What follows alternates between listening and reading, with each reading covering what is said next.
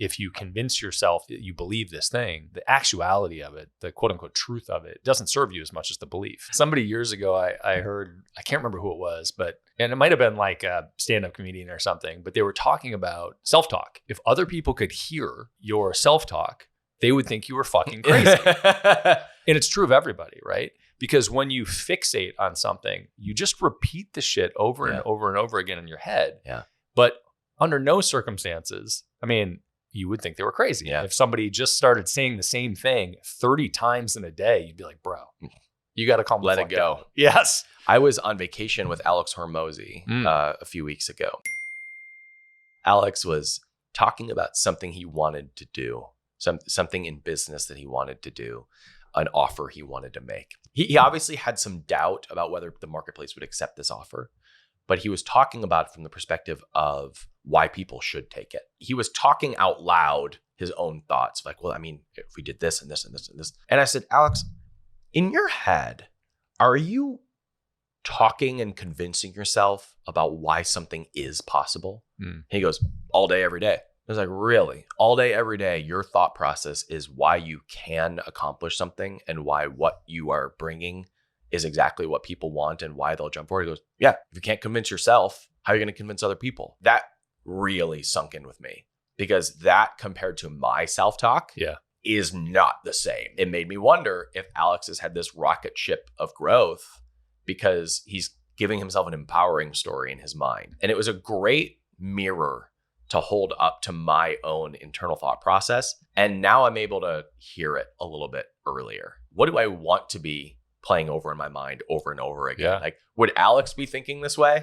Or would Hormozy have a more empowering self-talk? It is kind of amazing what that asshole in your brain is saying all the time. And changing that narrative is really fascinating. So years ago, a mutual friend of ours, Jesse Elder, said to me, belief is more important than truth. And that's what you're saying, right? Is that if you convince yourself that this thing is, you believe this thing, the actuality of it, the quote unquote truth of it, it doesn't serve you as much as the belief. You can convince yourself of anything. Totally. Is there absolute truth?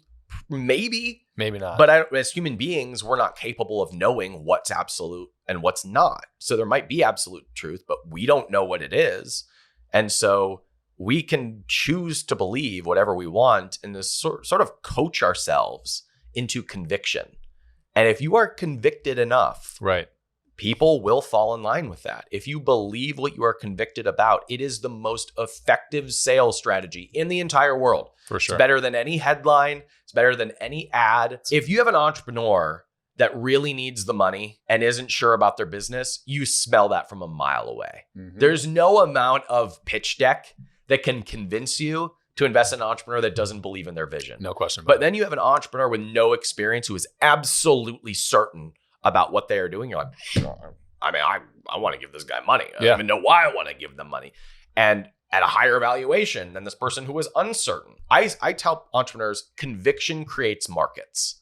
Oftentimes, especially my followers who are still on their road to $1 million, they're looking at the marketplace and they're looking for data.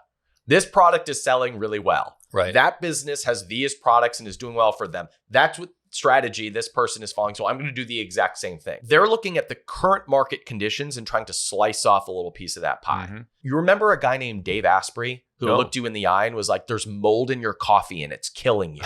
You should buy my coffee. It's mold free. And you're like, okay, all right. Well, I guess I'm buying mold free. I didn't even know that was a problem, but I have this problem now. And he's like, now you need to put butter in your coffee. It'll give you superpowers. And you're like, that's the weirdest thing I've ever heard. I'm going to put butter in my coffee, I guess. And that became a $1 billion company because he was convicted about something and communicated it to an audience that was ready to receive it. He created that market. There was no MCT oil market before people were putting butter and coconut oil in their coffee. Dave built that based on conviction. And then people debate him and he stands there and is convicted about it. Yeah. That's the best sales strategy in the world and it creates markets.